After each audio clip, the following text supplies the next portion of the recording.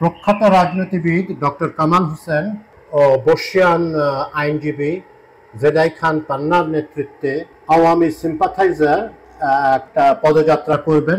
আওয়ামী সিম্পাথাইজাররা একটা পদযাত্রা করবেন 32 নম্বরের বঙ্গবন্ধুর বাড়ির অভিমুখে 15ই আগস্ট। 15ই আগস্টে 1975 সালের 15ই আগস্টে বঙ্গবন্ধু সপরিবারে নিহত হন কিছু সেনা সদস্যদের আক্রমণে। তো এই খবরটা আমরা জানতে পারলাম তসলিমা নাসরিন, দিল্লি প্রবাসী সাহিত্যিক, বাংলাদেশি সাহিত্যিক, ওনার একটি ফেসবুক স্ট্যাটাসের মাধ্যমে। তো এর আগেও বিএনপি নেতা অ্যাডভোকেট ফজলুর রহমান এবং অর্থনীতিবিদ এম আকাশ ওনারাও বলেছিলেন যে ওনারাও 15ই আগস্টে বঙ্গবন্ধুর বাসভবন, এটা তো পরে আর বাসভবন ছিল না, উনি মারা যাওয়ার পরে শেখ হাসিনা এসে উনি একটি ট্রাস্ট করেন। তো যাই হোক, ওনারা যাবেন এটা বলেছেন। তো ডক্টর কামাল হোসেন আমরা জানি যে উনি আওয়ামী লীগ থেকে খুব অপমানজনক পরিস্থিতিতে বিতাড়িত হন এবং শেখ হাসিনা তার সম্পর্কে, তার মেয়ে সম্পর্কে খুবই আনকাইন্ড কিছু রিমার্কস উনি করেছেন। তো উনি তো শেখ হাসিনাকে সম্মান দিতে যাচ্ছেন না, উনি বঙ্গবন্ধুর প্রতি তার ভালোবাসা থাকতে পারে। তো অনেকেরই আছে, বাংলাদেশের অনেকেরই আছে ভালোবাসা, শ্রদ্ধা, যাই বলেন।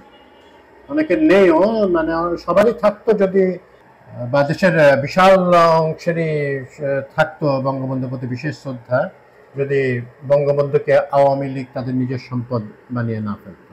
উনি নিজে অবশ্য আওয়ামী লীগেরই সম্পদ হয়ে থাকতেই পছন্দ করেছিলেন, যদিও শেষ দিকে বাকশাল গঠন করেছিলেন। বাকশালটা মূলত আওয়ামী লীগের একটি এক্সটেনশন ছিল, কিছু কমিউনিস্টরা এবং কিছু লেফট লিনিং লোকজন এর সাথে যোগ দিয়েছিলেন। তো সে যাই হোক, জেদাই খান পান্না জাসদ করতেন, ওনারা ঘোষিতভাবে বঙ্গবন্ধু সরকার উৎখাতের জন্য, এবং ওনারা গণবাহিনী গঠন করেছেন। উনি নিজেকে মুক্তিযোদ্ধা দাবি করেন। উনি মুজিব বাহিনীর সদস্য ছিলেন জানি। মুজিব বাহিনী কোথায় কি যুদ্ধ করেছে এটা নিয়ে অনেকের অনেক রকম সন্দেহ প্রকাশ করেছে। তো যাই হোক, এটা উনি খুব কঠিন কঠিন কথা বলেন। উনি হাত কেটে ফেলার হুমকি দেন, গলা কেটে ফেলার হুমকি দেন। এটা তার এই বয়সে কতটুকু মানানসই সেটা দর্শকরা ভেবে দেখবেন। এবং এটা নিয়ে উনি একটা ফুটেজ খেতে চান। উনি আওয়ামী আমলে অবশ্য হাসিনার বিরুদ্ধে তেমন কোনো কথাবার্তা উনি বলেন নাই। অ্যাডভোকেট ফজলুর রহমানের কথা কি বলবো, উনি কিন্তু আওয়ামী লীগ করতেন, হ্যাঁ, ছাত্রলীগ নেতা ছিলেন।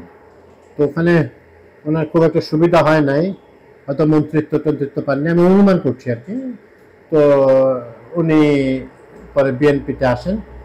উনি কোনো ইলেকশনে কখনো জিতেন না, যদিও উনি নিজেকে কিশোরগঞ্জের বিশাল নেতা বলে দাবি করেন। এবার দেখা যাক কি হয়। এম আকাশ, উনি একটা, ওনার সমস্ত ওরিয়েন্টেশন হচ্ছে একটা ক্লোজড ইকোনমির ব্যাপারে, কিন্তু উনি ঢাকা বিশ্ববিদ্যালয়ে পড়াতেন আর কি। তো উনি যখন ওপেন ইকোনমির যুগ চলে আসছে, এবং উনি তার লেখাটেখা পড়ে মনে হয় না যে উনি পরিবর্তিত পরিস্থিতিতে নিজেকে মানাতে পেরেছেন। তসলিমা নাসরিন দিয়েছেন স্ট্যাটাসটি, যেমনটি বললাম। তার মানে ডক্টর কামাল হোসেন এখন তসলিমা নাসরিনের আশ্রয় নিচ্ছেন। হ্যাঁ, জেদাই খান পান্না, ওনার একটা ভিডিও, অশালীন ভিডিও বেরিয়েছে। তো এটা নিয়ে নেট পাড়া খুব তোলপাড়।